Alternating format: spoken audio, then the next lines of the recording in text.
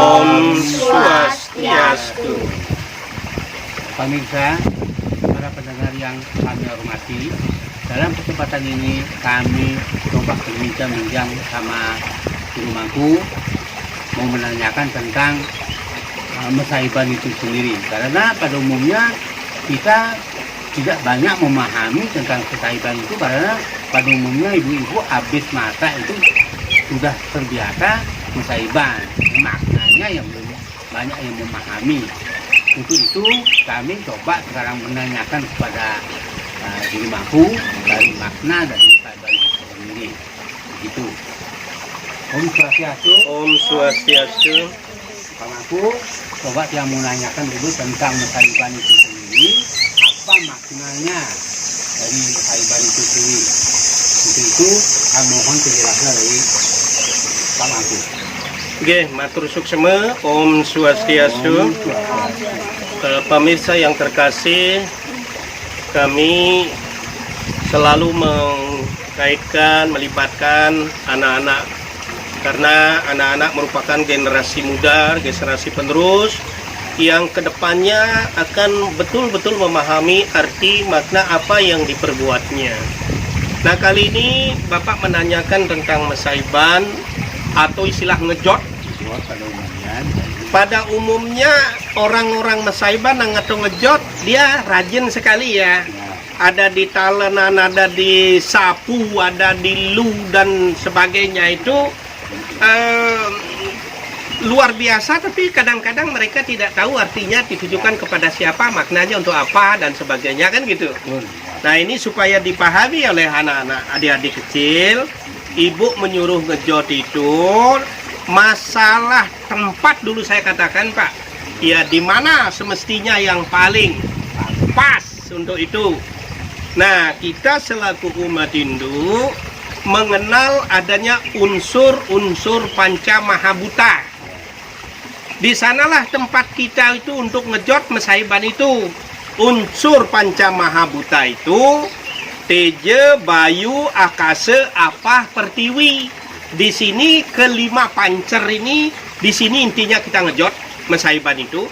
Satu contoh, pertiwi sama dengan bumi, sama dengan nata itu.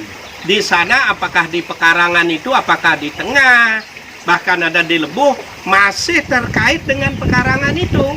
Maka daripada itu kita ngejot, kita Mesaiban di tengah pekarangan itu. Mohon keselamatan kepada bumi pertiwi, ibu pertiwi melindungi kita, dan unsur butanya yang ada hinggap di sana dia harmonis, tidak mengganggu kita. Yang kedua, katakan saja misalnya itu teja, sinar, cahaya. Dalam hal ini kecenderungan di dalam proses ngejot itu ada pada dapur, ada pada api itu sendiri, paon istilahnya di Bali. Kalau sekarang kita kalau di kota kan banyak kompor dan sebagainya itu. Nah, di sana kita itu ngejot anunya itu ya ditujukan kepada ya unsur buta yang terdapat di agni itu, api ini gitu. Yang ketiga, kita itu ada apah. Apah itu artinya air, sumber air. Di sana kita ngejot. Kalau di Bali itu biasanya kita mengenal gebah atau gentong atau tempat air. Di sana kita itu jangan lupa ngejot itu supaya Dewa Wisnu memberikan perlindungan kepada kita, dan juga andai kata ada buta di sana harmonis, dia tidak mengganggu. Dan begitu juga bayu. Bayu ini kekuatan, tenaga, beras di sana itu istilahnya pas bahasa Balinya. Itu ada juga gentong tempat-tempat beras itu. Di sana kita itu ngejot Mesaiban. Nah, kadang-kadang ada kita lihat itu sampai ke Merajan, sampai ke Tanah Abang, eter sinar di sini sinar sucinya Tuhan itu yang sudah menyangkut ke dewa-dewa itu, dip sinar sucinya Tuhan itu. Makanya tidak salah orang juga mengejot sampai ke Merajan. Nah, intinya di sana kelima unsur ini jangan dilupakan. Walaupun banyak yang lain, tetapi kelima unsur ini yang disebut unsur Pancamahabhuta tadi, teja, bayu, akasa, apah, pertiwi, di sanalah sesungguhnya kita tidak boleh melupakan ngejot atau mesaiban itu.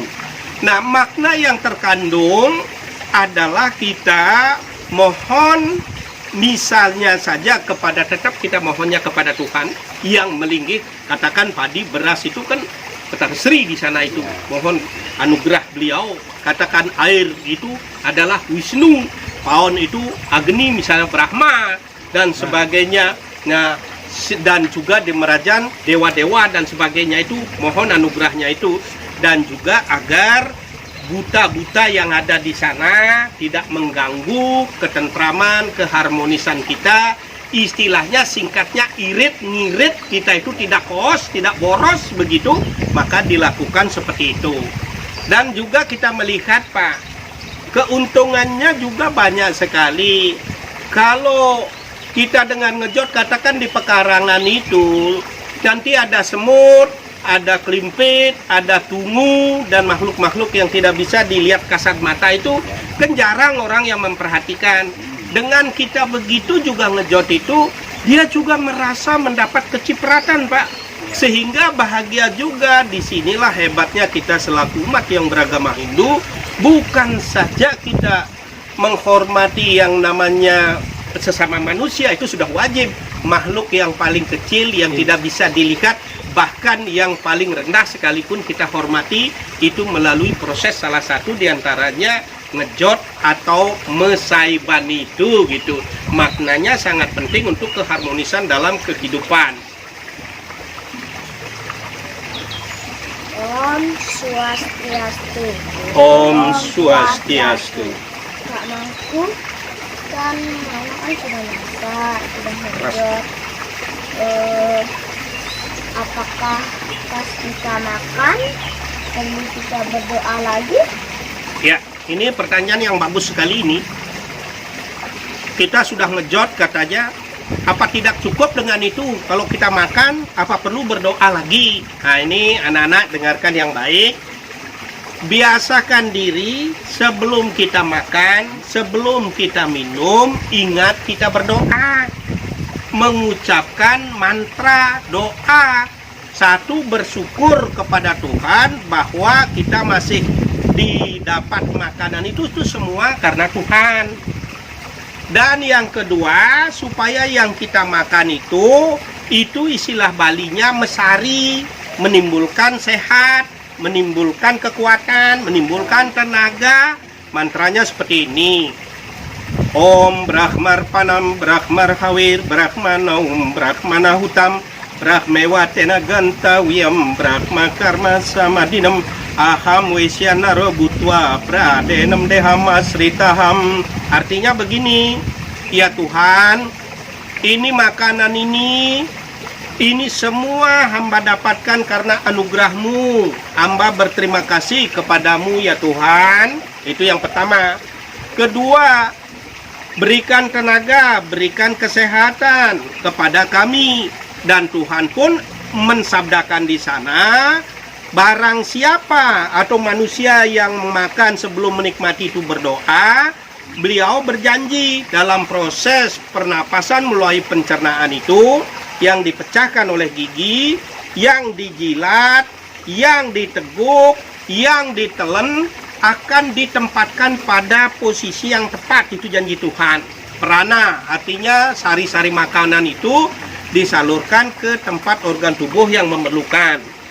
Pana, sampah-sampah yang tidak berguna itu juga disalurkan ke tempat yang tidak berguna itu, sehingga apa yang kita makan mendapat anugerah dari Tuhan dan kita sehat. Di dalam Pancamaweda Adhyaya 13 Loka 3 mengatakan, kalau kita sudah membiasakan diri menikmati hidangan makanan, kita awali dengan doa, maka kita terbebas dari dosa. Begitu, jadi wajib hukumnya kita sebelum makan harus berdoa. Bagaimana, Anek? Kalau doa yang pendek gimana? Coba.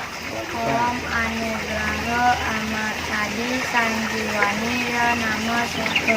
Iya, itu artinya supaya kita diberikan anugerah berupa kesehatan melalui makanan dan minuman yang kita makan. Itu kita lakukan, kita menyadari bahwa kembali kita katakan semuanya ini berasal dari Tuhan. Ya, rupanya mungkin itu yang dapat saya sampaikan, Pak. Jadi intinya maknanya sangat penting dalam Mesaidam itu 5 hal ini jangan dilupakan. Walaupun kita lebih tidak apa-apa, tetapi di unsur Panca Mahabhuta Teja Bayu Akasa apa Pertiwi ini wajib kita melakukan itu.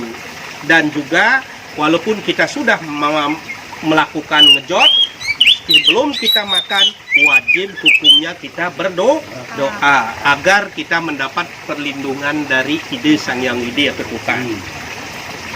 Ini kata ke apa yang sudah dijelaskan sama Bapak Mangku, mudah-mudahan dapat maknanya dari kita semua. Kirim tinggal untuk para wakil. Om Santi Santi Santi.